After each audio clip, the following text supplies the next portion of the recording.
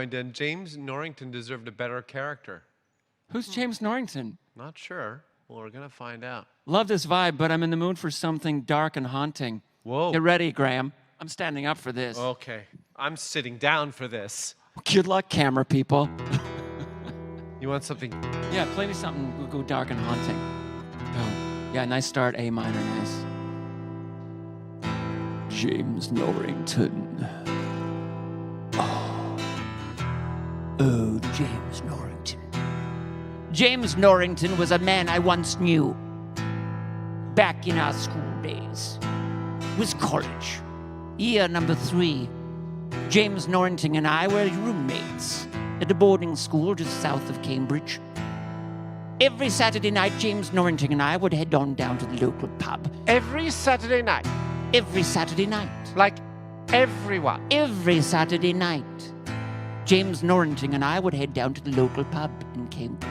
Did you ever call him Jim? No, never. We're not heathens. He's James. That's his God-given name, James. However, one day someone came into the pub and said, "Hey, Jim Norrington." No, not Jim. Yes. His God-given name is James. It's James. His God-given name is James. So James slowly but surely turned his eye to the source of the sound, and James Norrington could not believe what he saw. Did he just turn one eye or both eyes? No, he had this unique ability to turn his eyes independently, so he turned his left eye, just his left eye, to the door. And what did James Norrington see? With his one eye, he had a super capability of turning one eye only, like a fish. Like a fish. He was still playing darts with the right eye. Still playing darts with the right eye. Still playing darts, shooting darts, and naming bullseye after bullseye after bullseye.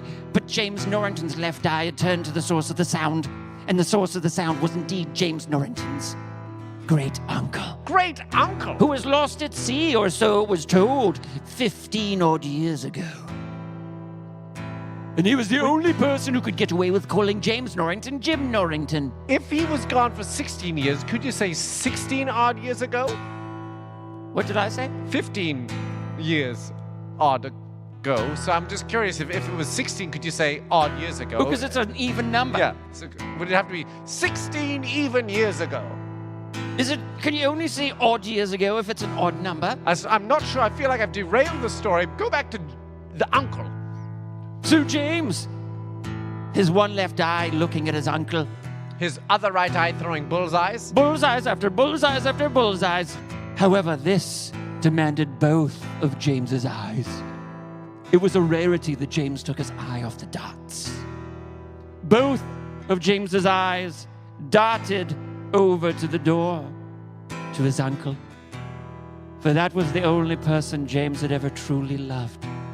James slowly walked to the door and said, "Dear uncle." 140! Sorry, I just felt appropriate to say that. That's a mathematical score you can get by throwing like a triple 20 and... That's a dot score, 140? Yeah. Ooh, so 160! You can do that too. These were the numbers that were called out when James had turned both of his eyes to the source of the door. When he darted over to the source of the sound, which was his uncle at the door. Who'd been gone for 15 odd years. 15 odd years, not 15 even years. No, of course that'd be silly. That would be stupid. Wouldn't make sense. Wouldn't make any sense. And he walked slowly. How slow? One step at a time. One step at a time? That's unheard of. One step. One step at a time. One step at a time. And then 2 steps at a time. No. 2, he's hopping. He was hopping. He was hopping his way there. He went up to 3 steps at a time. That's incredible. How do you do 3 steps at a time? At a time. He only has 2 legs. Oh, I understand. 3 steps at a time. And finally, he was standing right in front of his uncle. The source of the sound in which his eyes had both darted over towards at the door of the pub. He was face to face with his past. The only man he had truly loved. And he looked in his eyes and said, "Uncle, is that you?" He had 2 eyes. He didn't know. He had one really good eye that could turn on its own, and he turned the other eye, so he had 2 eyes, so he didn't know it was his uncle? No, he recognized his But uncle. he was the only person he truly loved. If he truly loved, he would recognize his uncle. Sure. Yes, but he was in such a disbelief he had to ask the question. Oh, it's a disbelief. It was disbelief. It was kind of like a pointless question. It was a sort of a redundant question. Right. Sort of a thing you're supposed to say when you see someone lost at sea. For a thing you're 15 supposed to odd see when you years. lost someone at sea. I understand now. So he looked at me. It all makes so much sense. It all makes so much sense because it's something you're supposed to say when someone's lost at sea. So as he said to his uncle, which was the source of the sound in which both his eyes had darted over to, his uncle looked at him and said, "Yes, Jim, it is I, your uncle, also named Jim. For he was named after Jim Norrington.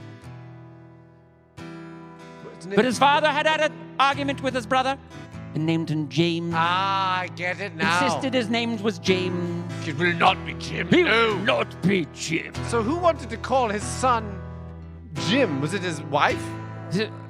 Yes, it was his wife that wanted him to call him Jim. But Jim's brother was not going to have his son James be called Jim. No, because he'd abandoned him because he'd lost at sea and he blamed him. Ah, I see. He said, "Don't go out in the storm tonight, Jim." 180. That's the highest score you can get. For what? For darts. Yeah. 180 is the highest score you can get for a dart. Yes, triple 20 equals 60, 60, and 60, which is 180. This is a story about James Norrington. This was the story about James Norrington and Jim Norrington, his uncle.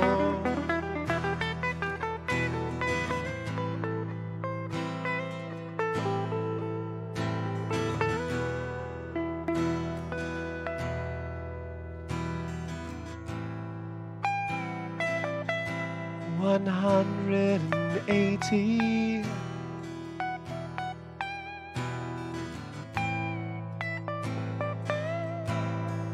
Who'd like to play some darts?